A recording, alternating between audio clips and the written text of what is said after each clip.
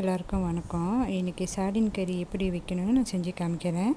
Channel பொறுத்த முன்னுக்கு subscribe பண்ணுங்கள், லைக் பண்ணுங்கள், ஷேர் பண்ணுங்கள்.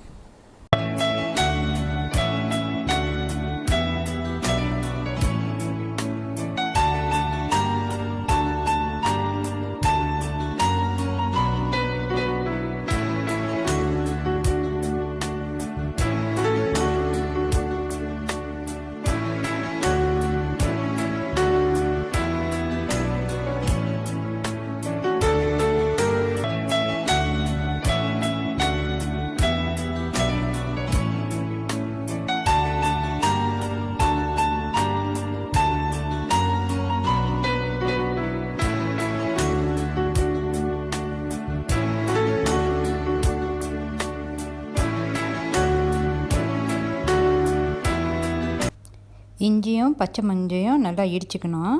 அப்போ தான் பிள்ளைங்க சாப்பிட்றப்ப ஒதுக்கி வைக்க மாட்டாங்க.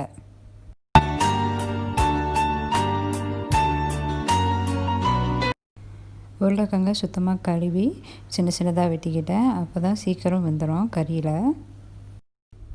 சட்டி காஞ்சான தேவையான அளவுக்கு எண்ணெய் ஊற்றிக்குங்க. எண்ணெய் காஞ்சான கொஞ்சமாக வெந்தயம் போட்டுக்குவோம். வெந்தயத்தை கருக விடக்கூடாது, அது கொஞ்சமாக பொரியலுக்கு கிண்டி விட்டுக்குவோம். அப்புறம் வெட்டி வச்ச வெங்காயத்தை போட்டு நல்லா கிண்டிக்கிங்க.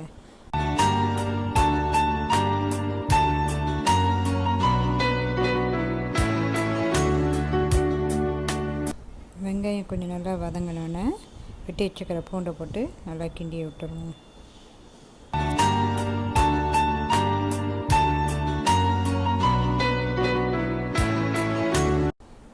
இப்போ கருவேப்பிலை போட்டுக்குவோம். கருவேப்பிலை போட்டு கொஞ்சம் கிண்டி விட்டுக்குவோம். அப்புறம் பச்சை மிளகாய் போட்டு கொஞ்சம் நல்லா கிண்டிக்கணும். எல்லாம் வதங்குற வரைக்கும் கொஞ்சம் கிண்டிக்கிங்க. இப்போ இடித்து வச்சுக்கிற இஞ்சும் பச்சை மஞ்சள் போட்டுக்குவோம். இதை கொஞ்சம் லேட்டாக போடுறதுன்னா அது கருகாமல் இருக்கிறதுக்கு. இதை எல்லாத்தையும் நல்லா வதக்கிடுங்க. எல்லாம் நல்லா எண்ணெயில் வதங்கினோன்னே வெட்டி வச்ச உருளைக்கிழங்கு போட்டு அதையும் நல்லா எண்ணெயில் வதக்கிடுங்க. மூடி வச்சு கொஞ்சம் நேரம் வேகட்டும்.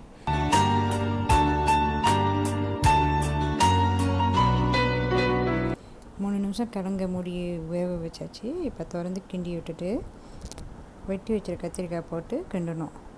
எண்ணெயிலே கொஞ்ச நேரம் வதக்கிடணும்.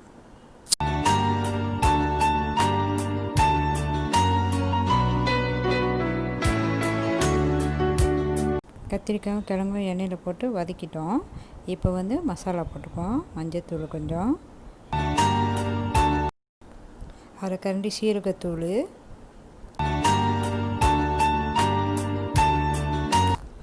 அரை கரண்டி மல்லித்தூள்,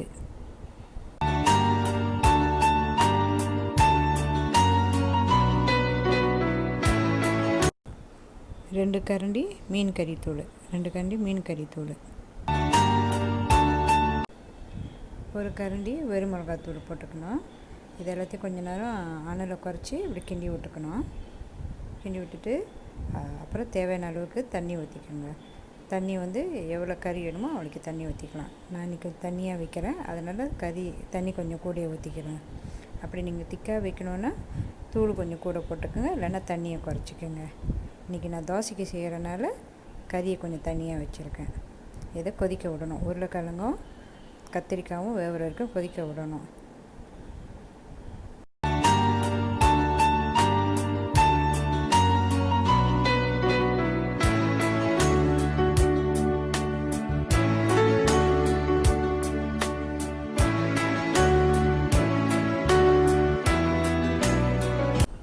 இப்போ தேவையான அளவுக்கு உப்பு போட்டு கிண்டி விட்டுக்கோங்க. கிண்டி விட்டு அதை கொதிக்க விட்டுருங்க.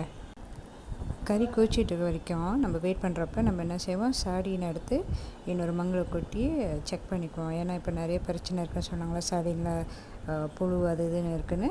அது முன்னுக்கு நம்ம செக் பண்ணிக்குவோம். நான் எப்போதுமே தனியாக கொட்டி செக் பண்ணிக்குவேன். அதில் உள்ள முள் கூட எடுத்துடுவேன். அது நீங்கள் எடுக்கனாலும் எடுக்கலாம், இல்லைன்னாலும் பரவாயில்ல. அந்த முள்ளை எடுத்து வீசிட்டு சார்டினை அப்புறம் தான் நான் கறியில் போடுவேன்.